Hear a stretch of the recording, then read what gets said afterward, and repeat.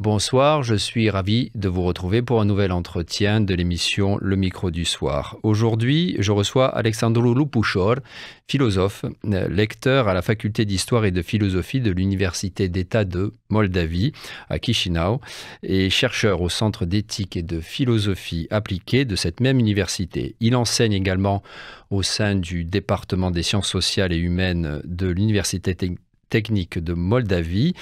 Parfait francophone, tout au long de sa formation, Alexandru Lupușor a effectué plusieurs stages académiques dans diverses institutions, à l'Académie nationale des sciences d'Azerbaïdjan, à l'Université Toulouse de Jean Jaurès ou encore à l'Université de Memphis aux États-Unis.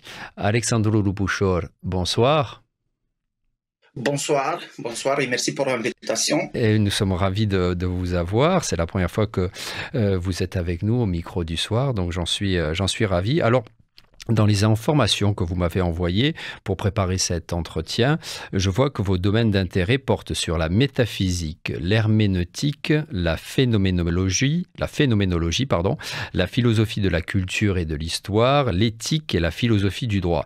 Vous allez évidemment pouvoir vous y référer, vous référer à tous ces domaines, mais si vous le voulez bien ce soir, ce qui m'intéresse surtout, c'est vous et votre regard de philosophe sur la société moldave. Alors, première question qui s'impose suite aux élections du 28 septembre dernier, qui a vu la victoire du camp pro-européen. Comment vous sentez-vous? Soulagé, encore un peu inquiet ou peut-être déçu? Oui, je me sens avant tout soulagé et optimiste. D'accord. Le résultat de ces élections confirme que la majorité des citoyens de la République de Moldavie souhaitent poursuivre la voie européenne et consolider les valeurs démocratiques, la transparence et l'état de droit. Bien sûr, il reste encore beaucoup de défis à relever. Les réformes ne se feront pas du jour au lendemain. Mais cette victoire du camp pro-européen redonne de l'espoir et de la confiance dans l'avenir du pays. À mon avis, c'est un pas important vers une Moldavie plus stable, plus prospère et pleinement intégrée dans la famille européenne. Est-ce que vous étiez inquiet une semaine, 10 jours avant les élections? Oui, avec des inquiétudes, beaucoup d'inquiétudes, avec des agitations. Donc ça a été une surprise, une agréable surprise, quelque part. Une surprise agréable, mais avec expectation que les choses doivent se tourner vers cette chemin. Oui, vers ce chemin, oui.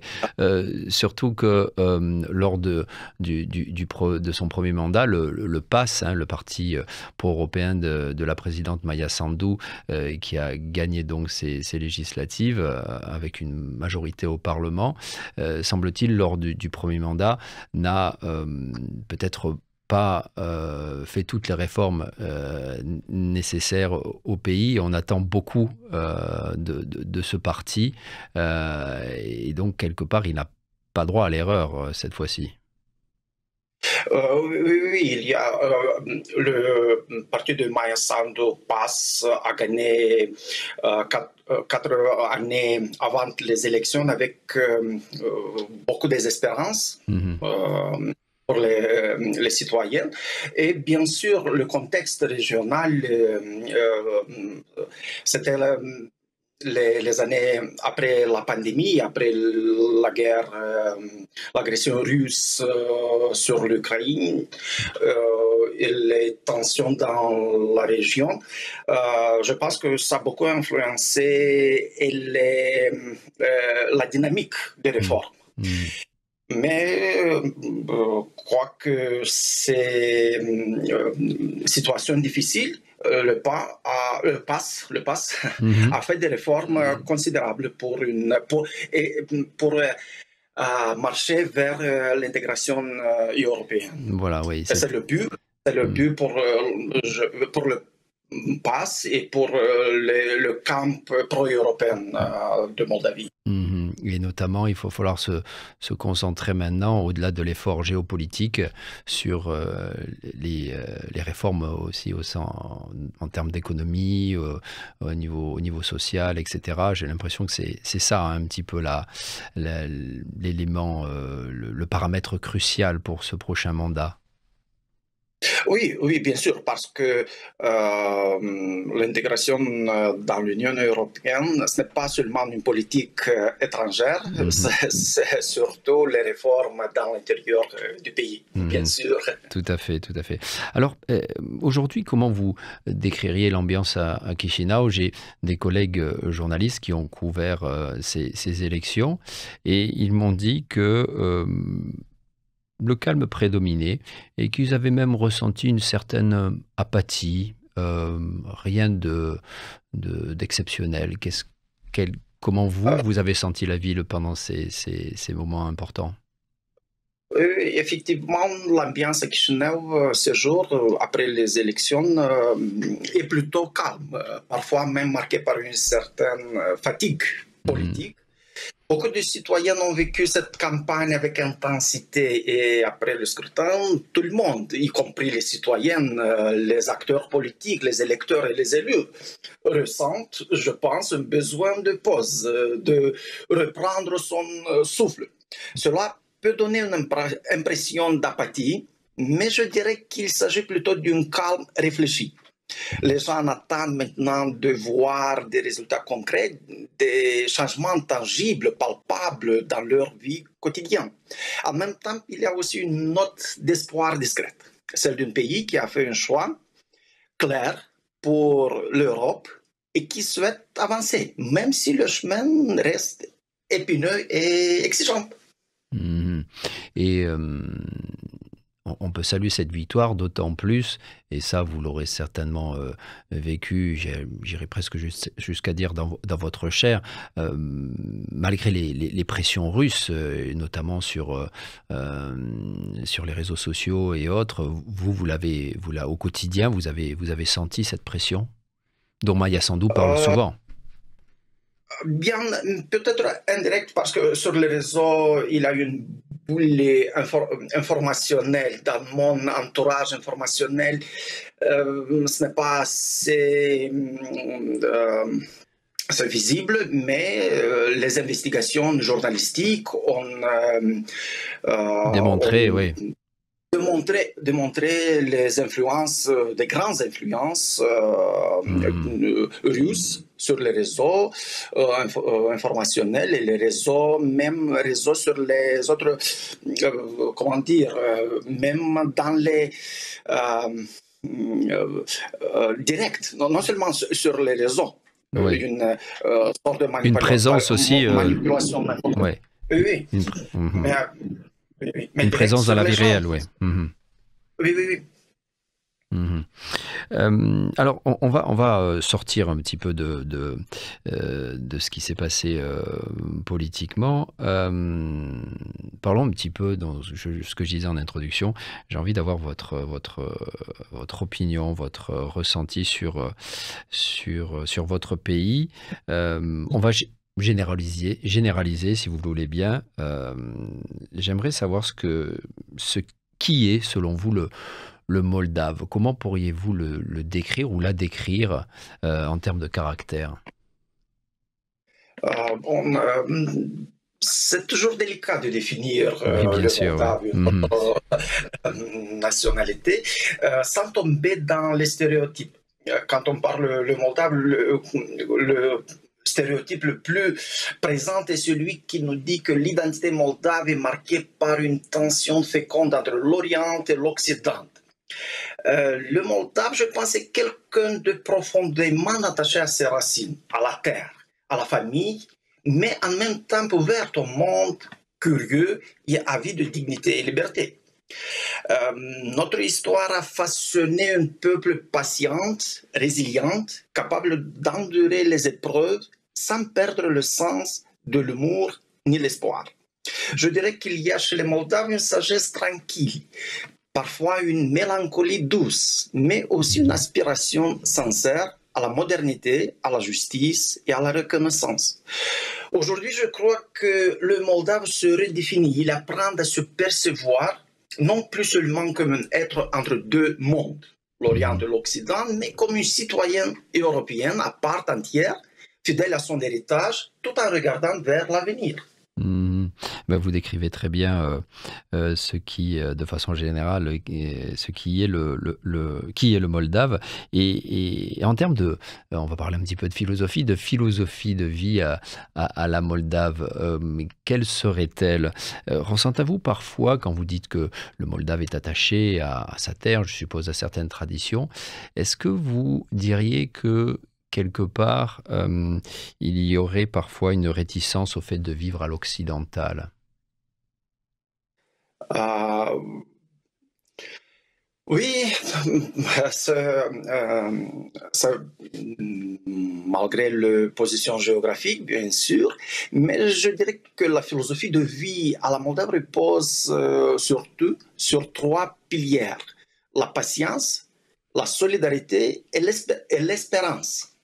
C'est une manière d'exister où l'on apprend à avancer malgré les incertitudes, à trouver la force dans la communauté et à garder la foi en des jours meilleurs.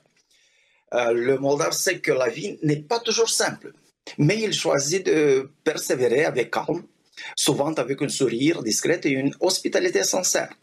Cette philosophie mêle une sagesse paysanne, celle du temps long, du respect de la nature et des liens humains, à un désir croissant de liberté, de justice et de dignité. Aujourd'hui, cette attitude évolue. Elle devient une philosophie de la transformation, je pense. Le Moldave n'attend pas seulement que les choses changent. Il cherche à les changer lui-même avec responsabilité et confiance. Comme ça, Mhm. Non, une mais vision c'est très comme bien. telle. Et quand vous le décrivez dans vos concitoyens, je pense aux Roumains qui partagent beaucoup de traits de ce que vous dites, mais la petite différence, si je puis me permettre, c'est quand vous dites que le Moldave n'attend pas que les choses lui tombent dessus. Je ne dis pas que c'est le cas pour tous les Roumains, mais on sent que vous accentuez le fait qu'il y a un espoir et une envie voilà, de se débrouiller un peu tout seul et que la vie, bon ben voilà, il faut la mener aussi soi-même. Oui, oui, oui. Mais je pense que c'est une chose à nouveau. C'est une chose qui se transforme et cette espérance crue, surtout parce qu'il y a un chemin certain vers un monde civilisé, c'est l'Union européenne. Et ce chemin, c'est une sorte de dialectique. L'espoir n'est pas reste vide s'il n'est pas une continue de remplir. Ouais, et donc l'Union européenne, c'est véritablement aujourd'hui, vous sentez ce qui pourrait remplir cet espoir. Oui, oui, oui. Même dans le nouveau contexte géopolitique, avec la menace de la Russie, oui, c'est ça, c'est ça. C'est aussi une sorte de résistance civilisationnelle et existentielle pour la Moldavie. Mhm. Est-ce que vous sentez les Moldaves rassurés de par les liens privilégiés que Maya Sandu a su cultiver avec ses homologues d'Europe de l'Ouest? Je pense évidemment au président français Emmanuel Macron qui s'est déplacé récemment à Chisinau.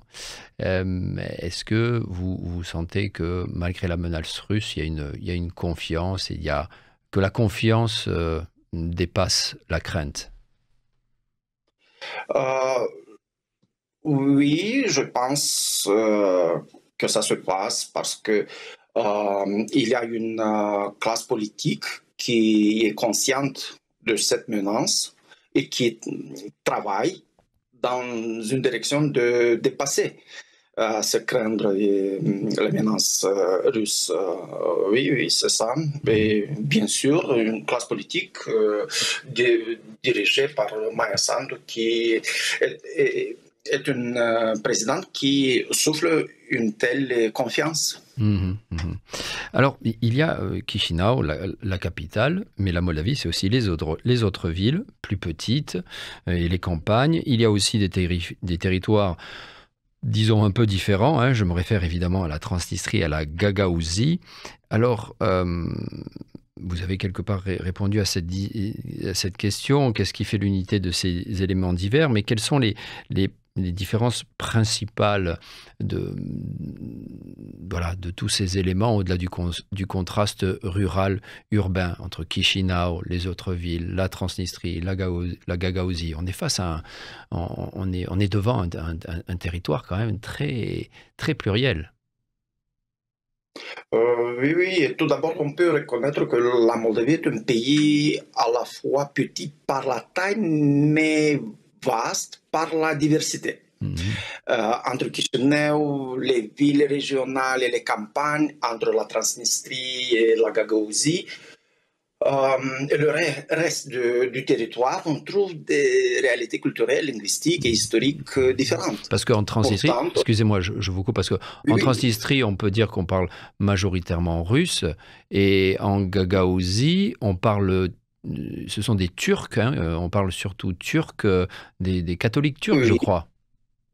oui, c'est un paradoxe ethnico-linguistique parce que en Transnistrie, la majorité, bon, c'est des Moldaves et des Ukrainiens, mais les Ukrainiens parlent la russe. Et en Mhm. Gagaouzie aussi. C'est une. On parle davantage russe en Gagaouzie que turc, pardon? Oui, non, non, non, c'est davantage russe, bien D'accord, sûr. Oui, d'accord. oui, oui. Oui, oui, oui, c'est ça. Mais je peux ajouter que pourtant, au-delà de ces différences, il existe une fil invisible qui nous unit, le sentiment d'appartenir à une même histoire et à une même terre, marquée par les mêmes épreuves et mêmes espérances. Les différences principales résident, je pense, surtout dans les expériences vécues, le rythme de la modernisation, l'ouverture au monde, la mémoire collective, parce que les Moldaves sont attachés à la Roumanie, les Gagaouzies à Turquie, les Russes et les Ukrainiens aux parts de l'Est. Mhm.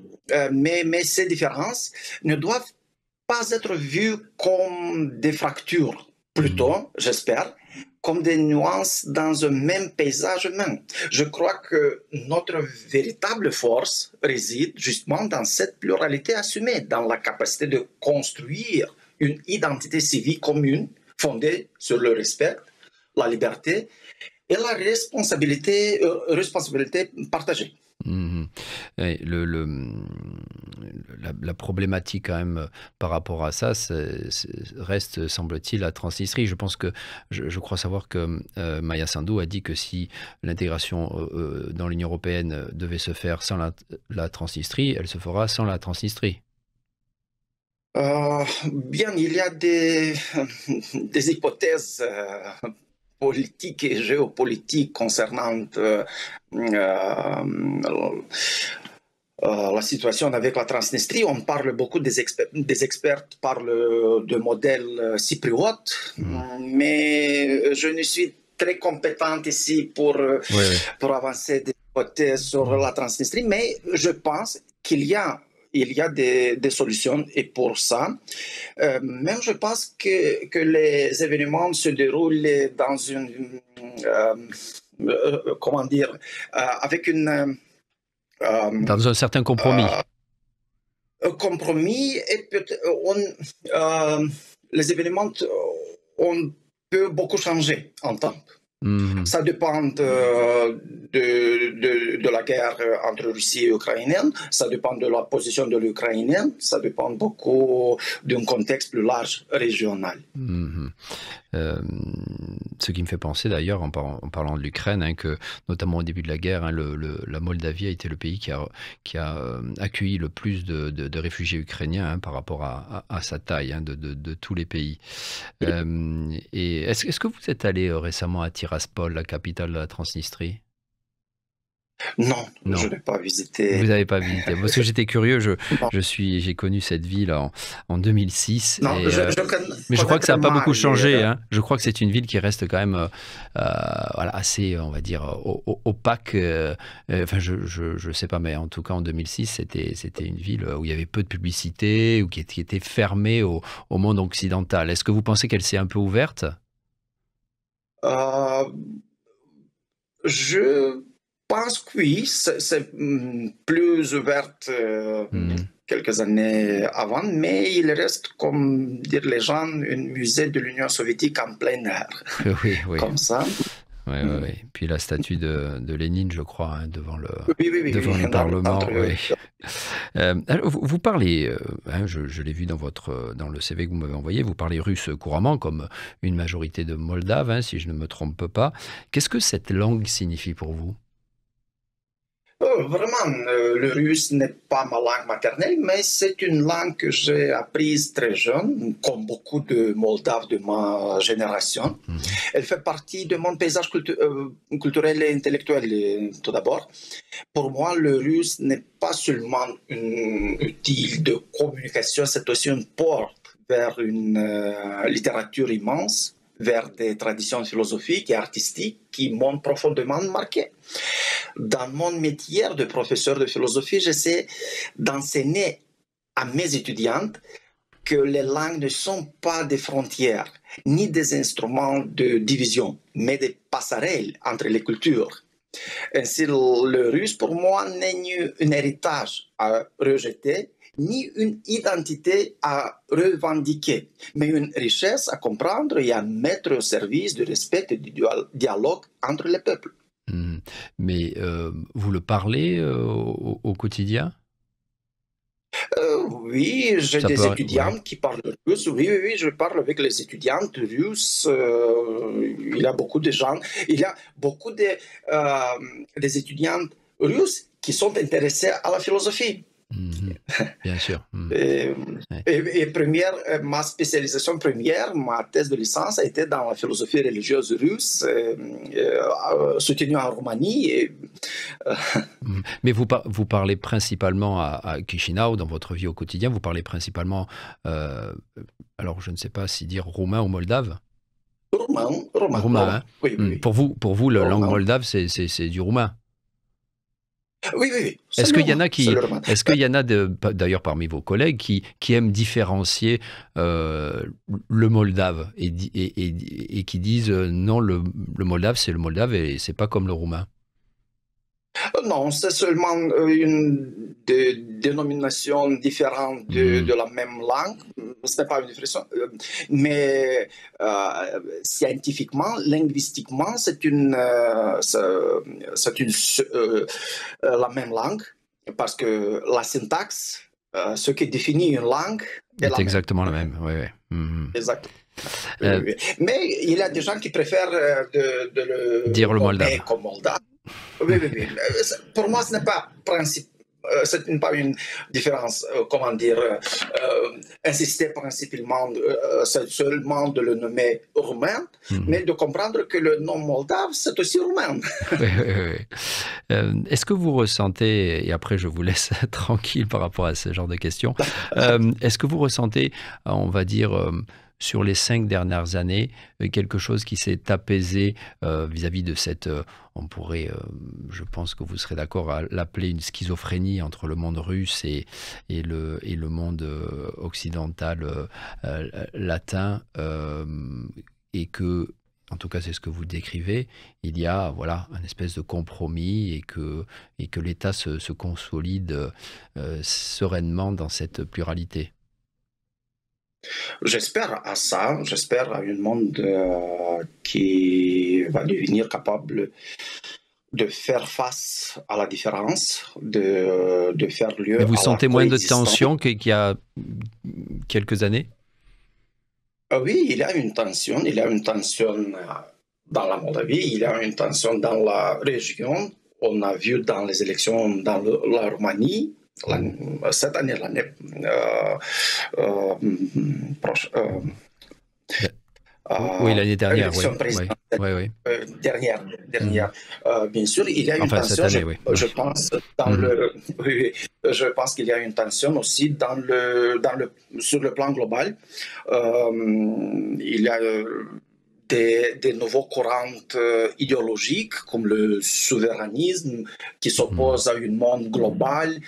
Il y a la Russie tente d'influencer ces courants idéologiques. Eh bien, et je pense que la Russie alimente dans une grande mesure ces tensions Mhm. Mhm. régionales et Mhm. même dans la Moldavie. Oui, oui, c'est intéressant dans ce que vous dites. On ressent vraiment que euh, d'eux-mêmes, les Moldaves, ils ont cette capacité de pouvoir vivre ensemble, mais ce sont surtout les influences extérieures qui font que des tensions s'accentuent. Et en tout cas, c'est positif, je trouve, de vous entendre dire que depuis Chisinau, c'est surtout l'idée de vivre en commun qui prédomine. Alors, je l'ai mentionné en introduction. Vous êtes d'accord avec ce que je viens de dire, Oui, oui. hein? Dites-moi, n'hésitez pas à, Non, non, non. voilà, si je résume mal. Alors, je l'ai mentionné en introduction, vous avez vécu à l'étranger, dans différents endroits. Euh, à un moment donné de votre parcours, avez-vous eu l'intention de rester vivre un peu plus longtemps, voire de rester vivre tout court dans un pays où vous avez résidé? Et qu'est-ce qui vous manque de l'Europe de l'Ouest, si quelque chose vous manque de l'Europe de l'Ouest quand vous êtes à Chisinau? Oui, c'est vrai, j'ai eu la chance d'étudier et de vivre dans quelques pays d'Europe, même en France, Belgique, et aux États-Unis pendant un semestre. Cette expérience a profondément enrichi ma vision du monde, de la philosophie, bien sûr, et de l'enseignement. Mais vraiment, je n'ai jamais eu l'intention de m'y installer définitivement. J'ai toujours senti que ma place, mon utilité se trouve ici, en Moldavie, où le besoin de réformer, de réflexion critique et d'ouverture intellectuelle est immense. Ce qui me ce qui me manque parfois de l'Europe de l'Ouest, ce n'est pas tant le confort matériel que certaines habitudes de vie, la rigueur institutionnelle, la culture du respect, la valorisation du dialogue et du mérite. Mais plutôt que de les regretter, j'essaie d'en faire des sources d'inspiration. Mon objectif n'est pas de fuir vers l'Europe, mais de faire en sorte que l'Europe, ses bonnes pratiques, son esprit d'humanisme et ses valeurs, prennent racine ici, dans notre système d'éducation et dans la société moldave. Mhm. C'est à mes yeux la forme la plus authentique d'appartenance européenne qu'on Mhm. peut aboutir ici en Moldavie. Mhm. Et d'ailleurs, ça me fait penser à vos étudiants. Quel âge ont-ils en moyenne? Mon âge, Non, vos étudiants. Quel âge ont-ils en moyenne, vos étudiants? mes 22 étudiants, ans? 22 ans, 18 ans, Ah oui, donc c'est en premier cycle. oui, oui, oui, Vous avez c'est plutôt le des premier étudiants cycle de en premier licence. cycle, hein, Mais, d'accord. mais aussi au master, nous avons des étudiantes D'accord. Donc vous allez jusqu'au de master, d'accord. 45 Oui, ans, oui, oui, oui, oui, oui. oui. Au master, il Hmm. y a des gens plus matures. Pour revenir un petit peu à la question sur l'état d'esprit, la mentalité de ces jeunes, encore une fois, comment les décrirez-vous et surtout quelles sont leurs aspirations? Est-ce que comme vous, ils ont peut-être envie d'une expérience à l'étranger, mais sont attachés à leur pays et veulent y rester? Je pense que les jeunes aujourd'hui sont plus globalisés. Euh, c'est grâce à l'Internet, à comment dire, une village global. Ils habitent Hmm. dans une village globale. Ils sont plus globalisés et hum, pour eux, il est plus facile d'aller dans un autre pays. Moi, par exemple, j'ai visité un pays étranger, ce n'est pas la Roumanie, parce que la Roumanie et Moldavie, Mhm. c'est très proche ici, mais un pays européen a 29 ans. Mais, Mhm. mais aujourd'hui, les jeunes voyagent, faire Oui, des voyages en plus facilement, pays oui. européens. Mhm. C'est devenu une sorte de quotidien Mhm. d'aller dans un pays européen, d'aller Mhm. à l'Europe de l'Ouest. Mhm. Mais est-ce que vous sentez de leur part une envie voilà, d'émigrer nécessairement et de vivre à l'étranger ou, ou plutôt d'aller voyager, mais éventuellement, mais de pas, mais tout en retournant en Moldavie? Pour moi, c'est très important d'avoir la possibilité de voyager et Mhm. d'avoir des échanges académiques, Mhm. différents programmes d'échange et des Mhm. projets communs entre les universités ou les centres de recherche de Moldavie avec Mhm. des centres universitaires européens. Je pense que c'est très important et c'est décisif pour une sorte de progrès Mhm. et d'améliorer la vie académique dans la Mhm. Moldavie. Mhm. Mais l'option de migrer en Europe, je ne sais pas, peut-être ça seulement dans la phase d'une menace. Oui, une vraie menace, oui. Et ça vaut aussi pour vos étudiants. Vous sentez qu'ils n'ont pas Oui, nécessairement oui, oui. envie d'aller vivre à l'étranger, mais et qui sont bien en Roumanie, mais sauf si la menace se faisait trop présente. Une dernière question, Alexandru Lupușor. Qu'est-ce que d'abord, enfin, première question, enfin une question précédant cette question. Vous êtes né à Chisinau? Non, non, non. Je Ah, suis né au nord de Moldavie, ah, c'est à côté de Belt, d'accord. mais j'habite ici. Depuis toujours, ouais, ouais. Qu'est-ce que vous aimez de Chisinau et ce que vous aimez moins?